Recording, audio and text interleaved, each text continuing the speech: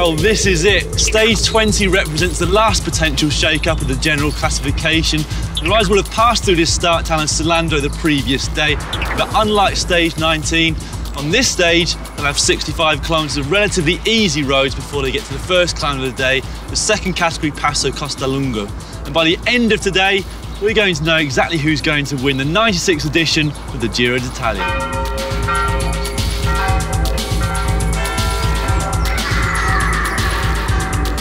Well, the first climb up to Costa Lunga might only be second category. It was long, over 25 kilometres in fact. I'm over that one now, onto the second one, Passo Di San Pellegrino.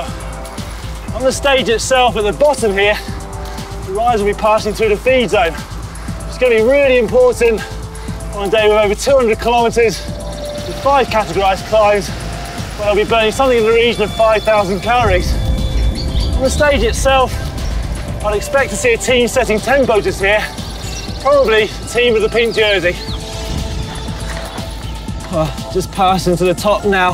Actually, after that first initial steep section, it's pretty steady all the way up with quite a good road surface. As they pass over the top of the climb, they get to enjoy the longest descent of the stage, over 20 kilometres.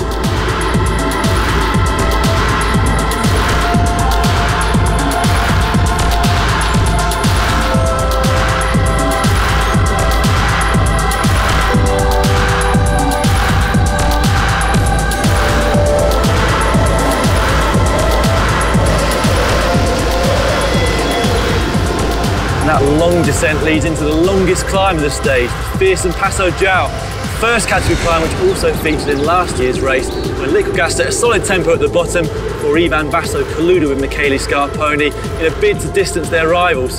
However, they couldn't distance the main ones. In the end, a very select group came to the finish line in Cortina d'Ampezzo, with Joaquin Rodriguez taking the win.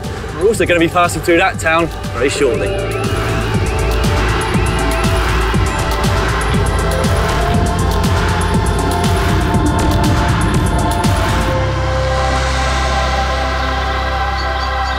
Now onto the first category mountain of the Passo Giau. Over the course of today's stage, riders will be taking over 4,600 metres of vertical climbing, with 70 of the 203 kilometres being uphill.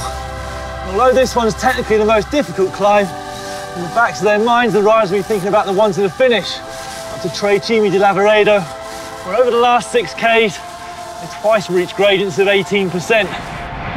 I knew this stage was going to be hard, but actually, these weather conditions as well, it's taken even longer to get here than I was expecting.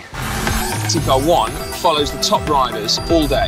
That one, Team Car 2, sits in the second half of the convoy, except if there's a breakaway featuring an Omega Pharma Quickstep rider, at which point that one goes to the front of the bunch.